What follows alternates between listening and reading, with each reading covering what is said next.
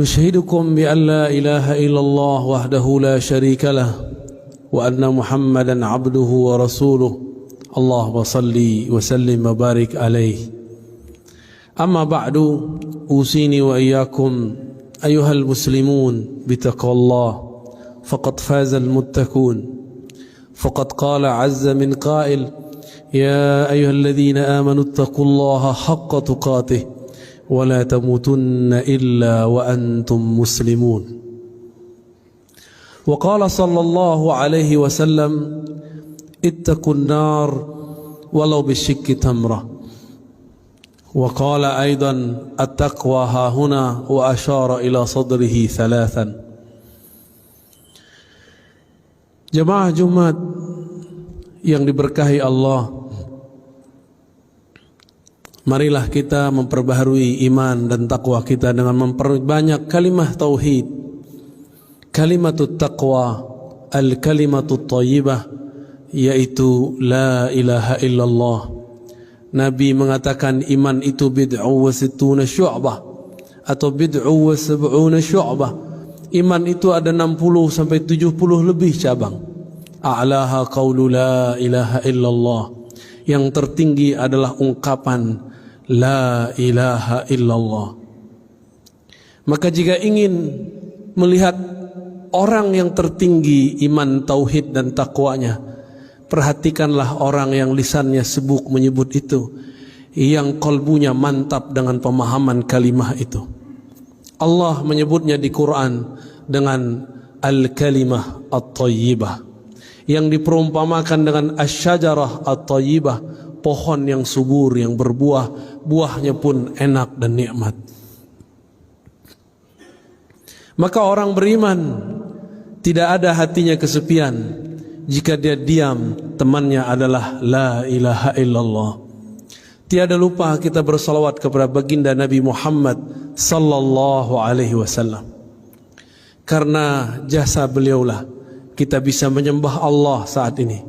Karena beliaulah kegelapan, kejahilan Allah kemudian keluarkan dari pikiran dan hati kita, dan alhamdulillah kita dijadikan umat yang mengikutinya, umat Nabi Muhammad sallallahu alaihi wasallam. Ada sekitar 12 nabi dalam riwayat yang banyak berharap dia diangkat atau dipilih menjadi umat Nabi Muhammad. Tapi kita tanpa perlu berdoa, Allah anugerahkan menjadi umat akhir zaman, umat Nabi Muhammad sallallahu alaihi wasallam. Satu nikmat yang tiada tara, tapi nikmat berbanding dengan ujian dan cobaan. Maka semua cobaan yang ada semenjak Nabi Adam alaihissalam sampai kepada Nabi Isa ada pada umat Nabi Muhammad sallallahu alaihi wasallam. Tapi Allah mengabarkan, innallaha ma'as sabirin. Allah senantiasa membersamai orang-orang yang sabar. Semoga kita menjadi orang yang sabar. Jemaah Jumat yang dimuliakan Allah, pada khutbah yang sangat singkat ini kami akan menyampaikan satu riwayat hadis mengenai kewaspadaan kita di akhir zaman. Suatu kali diriwayatkan bahwa Sayyidina Ali dalam hadis Bukhari, begitu juga hadis Muslim, mengirimkan Ghunaimah atau Zuhaibah beberapa emas, beberapa harta rampasan, rampasan perang tentunya, dikirim dari Yaman ke Madinatun Nabi, Madinah At-Tayyibah, Madinatul Rasul sallallahu alaihi wasallam. Sampai di Madinah, baginda Nabi sallallahu alaihi wasallam membagikannya kepada sahabat-sahabat yang berhak, yang merasa yang mereka dianggap paling berjasa dalam Islam. Setelah pembagian selesai, tiba-tiba ada seseorang datang kepada baginda Nabi sallallahu alaihi wasallam, menerobos safnya para sahabat. Apa kata orang ini? Ya Rasulullah, ittaqillah. Begitu riwayat Imam Bukhari. Wahai Rasul Allah, takutlah kepada Allah, takwalah kepada Allah. Coba bayangkan, siapakah yang paling bertakwa di dunia ini? Bukankah itu Rasulullah Dalam riwayat yang lain, ya Muhammad, i'dil ya Muhammad. Hei Muhammad, berbuat adillah engkau. Ternyata orang ini merasa pembagian untuknya tidak banyak. Ternyata dari dulu si emas, kalau sekarang kita sebut rupiah, dolar, pitih, uang, ini memang jadi bencana dari masa Rasulullah sampai zaman kita ini. Apa kira-kira perasaan sahabat ketika ada orang membentak Rasulullah dengan kalimat, ya Rasulullah ittaqillah. Wahai Rasulullah, kamu takutlah kepada Allah. Berarti dia sedang menghardik baginda Nabi Muhammad sallallahu alaihi wasallam. Apakah Nabi membalas? Tidak. Apakah Nabi membalas dengan kata-kata kasar? Tidak. Nabi diam. Itulah Nabi Muhammad sallallahu alaihi wasallam. Tiba-tiba Sayyidina Khalid ibn al-Walid sedang menghunuskan pedang. Tangannya gemeteran, menahan emosinya melihat kekasihnya Rasulullah dihardik oleh seseorang. Apa kata Khalid? Wahai baginda, izinkan aku untuk menebas lehernya.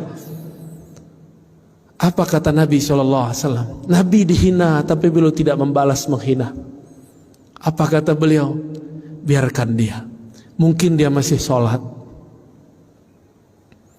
Wahai Rasulullah, dia tidak sholat dengan hatinya. Hatinya busuk, wahai Rasulullah.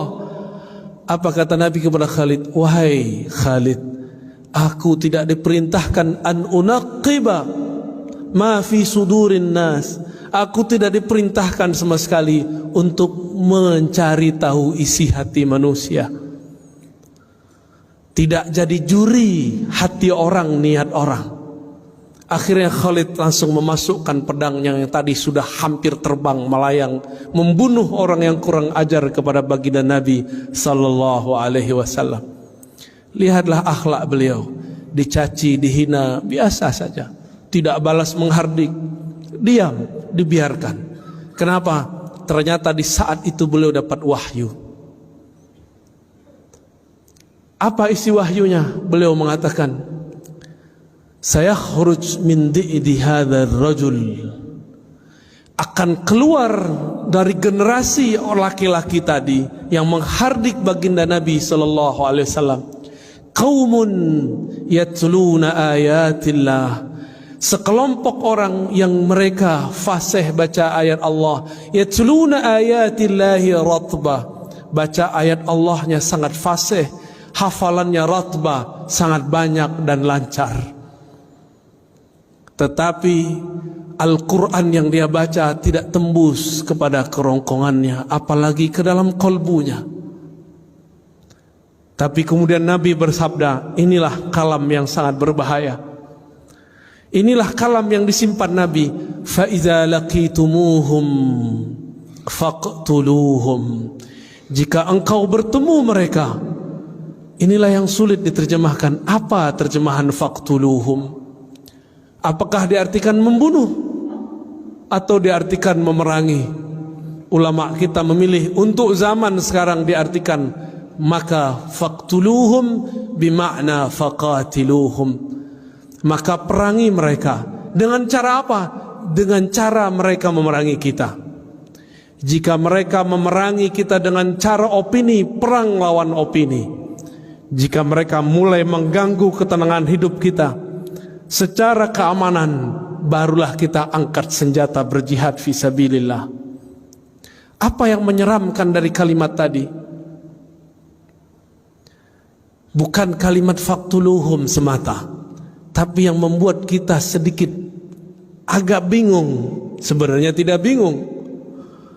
Apa itu? Orang ini yang disuruh Rasulullah untuk diperangi, ternyata mereka hafal ayat Allah, lancar baca kitabullah, tapi kitabullahnya tidak tembus sampai kepada kolbunya. Apa media supaya banyak orang baca ayat-ayat Allah? Tentu ada ma'had tahfiz, rumah-rumah tahfiz. Maka di akhir zaman ini banyaklah rumah tahfiz. Ternyata inilah maksud Rasulullah.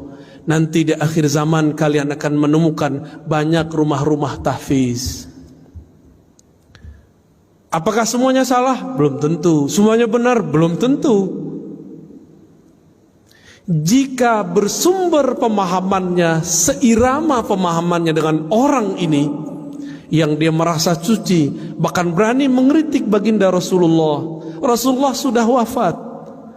Kalau zaman sekarang mereka berani su'ul adab kepada para guru, para masyayikh, kita boleh menasihati orang, tapi jangan menghardik orang. Orang-orang ini menjadikan ayat sebagai alat untuk menghardik. Lafaznya sama dari dulu sampai sekarang. Orang-orang ini pasti kalimatnya ittaqillah, bertakwalah kepada Allah, seakan-akan dia paling bertakwa di alam semesta. Jemaah Jumat yang dimuliakan Allah, maka rumah tahfiz yang kita bina, ma'had tahfiz yang kita punya, yang kita wakafkan, harus betul-betul dijaga. Jangan sampai kesusupan pemahaman pengikut orang yang ini. Mohon kita semua menjadi pengawas lembaga-lembaga wakaf. Mohon kita menjadi semua pengawas rumah-rumah tahfiz. Apakah ini mengajarkan kurang ajar kepada Rasulullah, kurang ajar kepada pewaris Rasulullah, atau mereka yang mengajarkan cinta kasih, adab kepada wali Allah? Bapak, saudara, sahabat jamaah Jumat yang dimuliakan Allah, berdasarkan hadis ini, ulama-ulama kita sekarang mulai kebangkitan, mulai sadar.